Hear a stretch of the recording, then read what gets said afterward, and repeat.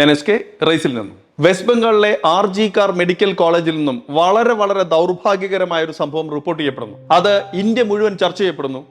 ഡോക്ടർമാരടക്കമുള്ള ആരോഗ്യ പ്രവർത്തകർ വളരെ ശക്തമായ പ്രതിഷേധം ഉയർത്തിക്കൊണ്ടിരിക്കുകയാണ് 2 ദിവസമായി ഇന്ത്യയിൽ മുഴുവനും.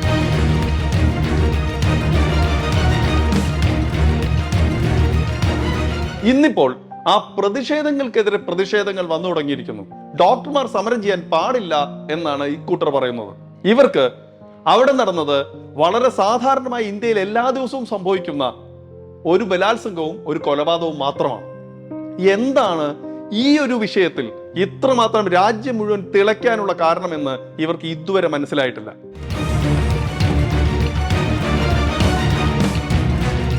ഈ കുട്ടി എവിടെയാണോ ഏറ്റവും കൂടുതൽ സംരക്ഷിക്കപ്പെടേണ്ടത് അവിടെ വെച്ചാണ് ക്രൂരമായ ബലാത്സംഗത്തിന് ഇരയായി മരണപ്പെടുന്നത്. അത് ഈ കൂട്ടർക്ക് മനസ്സിലാവുന്നില്ല.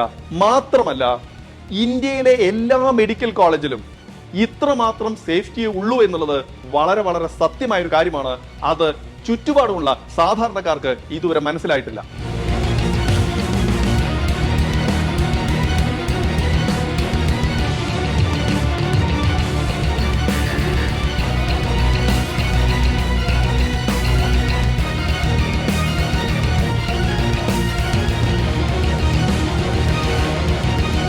ഇവരുടെ എല്ലാം വിചാരം രാവിലെ കുട്ടി കോളേജിൽ പോകുന്നു, വൈകുന്നേരം കോളേജിൽ നിന്ന് തിരിച്ചു വരുന്നു. ഇങ്ങനെ 5 വർഷം ഇതാണ് മെഡിക്കൽ കോളേജിൽ എന്നാണ് ഇവർ വിചാരിക്കുന്നത്. സത്യത്തിൽ 24 മണിക്കൂർ ഡ്യൂട്ടി, 12 മണിക്കൂർ ഡ്യൂട്ടി, ഇത്തരം കാര്യങ്ങൾ തുടർച്ചയായിട്ട് നടക്കപ്പെടുന്ന ഒരു സ്ഥലമാണ് മെഡിക്കൽ കോളേജ്. 24 മണിക്കൂർ ഡ്യൂട്ടിയിൽ 17 മണിക്കൂറും 18 മണിക്കൂറും കഴിഞ്ഞതിന് ശേഷം ഇനി പേഷ്യന്റ് വരുമ്പോൾ വിളിച്ചോളൂ എന്ന് പറഞ്ഞതിന് ശേഷം ഓൺ കോൾ ആയി ഒരു ഡോക്ടർ ഉറങ്ങാൻ പോകുന്നത് ഒരു സെമിനാർ ഹാളിലേക്കാണ്, അല്ലാണ്ട് ഒരു റൂമിലേക്കല്ല എന്നത് ഓർക്കണം. കാരണം അവിടെ റൂം സൗകര്യമില്ല. വേണമെങ്കിൽ ഇരുന്ന് ഒരു ടേബിളിന് മുന്നിൽ തല ചായ്ച്ച് അല്പനേരം കണ്ണടയ്ക്കാം അടുത്ത പേഷ്യന്റ് വരുന്നത് വരെ. അവിടെ വെച്ച് ആ മെഡിക്കൽ കോളേജിലെ പേഷ്യൻസും രോഗികളും കൂട്ടിരിപ്പുകാരും ഒക്കെയുള്ള ഒരു സ്ഥലത്ത് തൊട്ടടുത്ത് വെച്ച് ഈ ഒരു സെമിനാർ ഹാളിലാണ് ഇത്ര ക്രൂരമായ ഒരു കൊലപാതകം സംഭവിക്കുന്നത്. ഇത് എപ്പോൾ വേണമെങ്കിലും എവിടെ വെച്ചും ഏത് മെഡിക്കൽ കോളേജിലും ആവർത്തിക്കപ്പെടാവുന്ന ഒന്നാണ് എന്നുള്ളതാണ് ഇതിൽ ഏറ്റവും ഭീതികരമായ കാര്യം. കാരണം രാത്രി ഡ്യൂട്ടിക്ക് വരുന്നു, തിരിച്ചു പോകുന്നു. അവിടെ ഹോസ്റ്റലുകൾ കോളേജിന്റെ തൊട്ടടുത്തായിക്കൊള്ളുന്നില്ല, നടന്നു പോകേണ്ട വഴികൾ ഉണ്ടായിരിക്കും. അവിടെ ഇതേപോലെ തന്നെ മനോരോഗികൾ ചെയ്യുന്ന കാര്യങ്ങൾ മദ്യപന്മാർ ചെയ്യുന്നു എന്നൊക്കെ പറഞ്ഞ് ഇത്തരം വഴികളൊന്നും ഒട്ടും സേഫ് അല്ല എന്നുള്ളതാണ് ഇതിൽ ഏറ്റവും പ്രധാനപ്പെട്ട കാര്യം. കാരണം ഇത് എങ്ങനെ സംഭവിച്ചു എന്നുള്ളത് വ്യക്തമായി നോക്കുകയാണെങ്കിൽ ഏത് കുട്ടിയും ഏത് മെഡിക്കൽ സ്റ്റുഡന്റും ഏത് സമയത്തും ഇത്തരം ഒരു സ്റ്റേജിലൂടെ കടന്നു പോവാം. അങ്ങനെ കടന്നു പോയിട്ടില്ല എങ്കിൽ ആ സ്ഥലത്ത് ഇതുപോലെ ഒരു മദ്യപനോ ഒരു ബലാത്സംഗ വീരനോ ഒരു കൊലപാതകയോ ഉണ്ടായിരുന്നില്ല എന്നതുകൊണ്ട് മാത്രമാണ് അവിടെ അത്തരം ഒരു സംഭവം നടക്കാതിരുന്നത്. അതല്ലാതെ ഒരു സിസ്റ്റം ഈ കുട്ടിയെ സംരക്ഷിക്കുന്നില്ല. ഇതാണ് സത്യം. ഒരു സ്ഥലത്തും ഒരു ഡ്യൂട്ടിക്ക് ശേഷം രാത്രി 12 മണിക്ക് ഡ്യൂട്ടി കഴിഞ്ഞാൽ ആ കുട്ടിയെ സേഫായി ഉറങ്ങാനുള്ള ഒരു സ്ഥലത്ത് എത്തിക്കാനുള്ള സൗകര്യമില്ല. ഒരു സ്ഥലത്തും രാവിലെ 8 മുതൽ അടുത്ത ദിവസം രാവിലെ 8 മണി വരെ 24 മണിക്കൂർ ഡ്യൂട്ടി എടുക്കുന്ന ഒരു കുട്ടിക്ക് ഇതേപോലെ 16 17 മണിക്കൂറിന് ശേഷം തല ചായ്ച്ച് സേഫ്റ്റിയോടെ ഞാൻ ഇവിടെ വെച്ച് ആക്രമിക്കപ്പെടില്ല എന്നുള്ള ഉറപ്പോടെ ഉറങ്ങാൻ ഒരു സ്ഥലമില്ല എന്നുള്ളതാണ് സത്യം.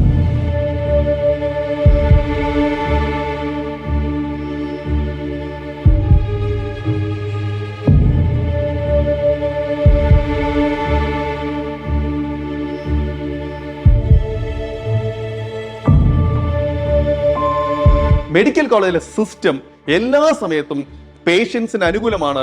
പേഷ്യന്റ് എപ്പോഴാണോ വരേണ്ടത്, ആ പേഷ്യൻസിന് എപ്പോഴാണോ ആവശ്യമുള്ളത് ആ സമയത്ത് ചെല്ലാം എന്നല്ലാതെ അവരെ സംരക്ഷിക്കുന്ന ഡോക്ടർമാർക്കോ നഴ്സുമാർക്കോ ഒരു തരത്തിലുള്ള സംരക്ഷണവും ഓഫർ ചെയ്യാൻ കഴിയാത്ത രൂപത്തിലാണ് ഈ സിസ്റ്റം.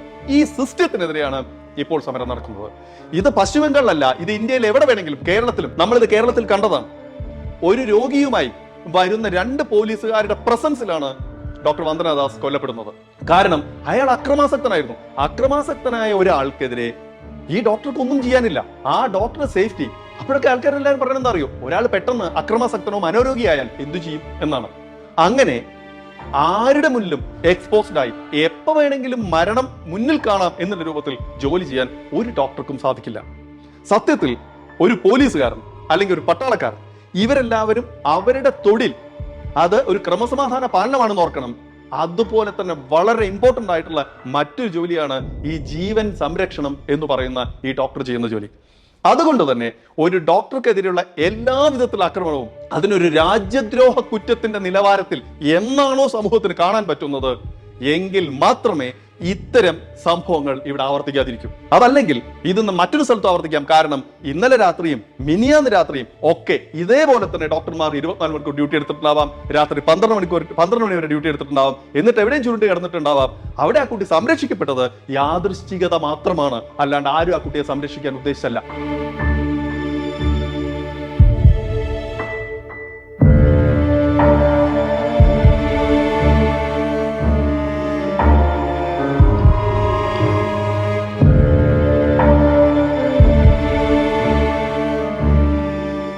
ഒരു ഡോക്ടർ ഉണ്ടാവുന്നതിന്റെ വേദന എന്താണെന്ന് ഞങ്ങൾക്ക് നേരിട്ടറിയാം. +1 +2 മാത്രമല്ല, 5.5 വർഷത്തെ കോഴ്സ്, ഇന്ത്യയിലെ ഏറ്റവും ബുദ്ധിമുട്ടേറിയ എൻട്രൻസ് എക്സാമിനേഷൻ, അത് കഴിഞ്ഞതിന് ശേഷം അവരുടെ ഇന്റേൺഷിപ്പ് എന്ന് പറയുന്ന ആ ഒരു 365 ദിവസം ഈ കുട്ടി ഏറ്റവും കൂടുതൽ ടെൻസ്ഡായിട്ട് അനുഭവിക്കുന്ന ഒരു കാലഘട്ടമാണത്.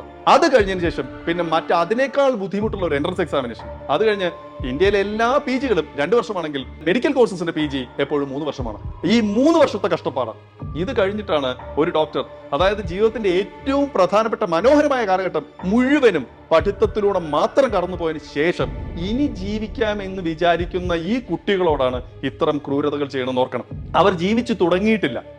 അതുകൊണ്ട് തന്നെ ഇത്തരം പ്രതിഷേധങ്ങൾ നാട് നീളെ ഉണ്ടായേ പറ്റൂ. ഒരു ഡോക്ടർ എന്താണ് ചെയ്തുകൊണ്ടിരിക്കുന്നത്, അവരവരുടെ ജീവിതത്തിലൂടെ ഏത് അവസ്ഥയിലൂടെയാണ് കടന്നു പോകുന്നുള്ളത് ഓരോ സാധാരണക്കാരനും ബോധ്യമാവേണ്ടതുണ്ട്. അതിനാണ് ഈ സമരത്തിന് നമ്മൾ ശക്തമായി സപ്പോർട്ട് ചെയ്യേണ്ട ആവശ്യം വരുന്നത്.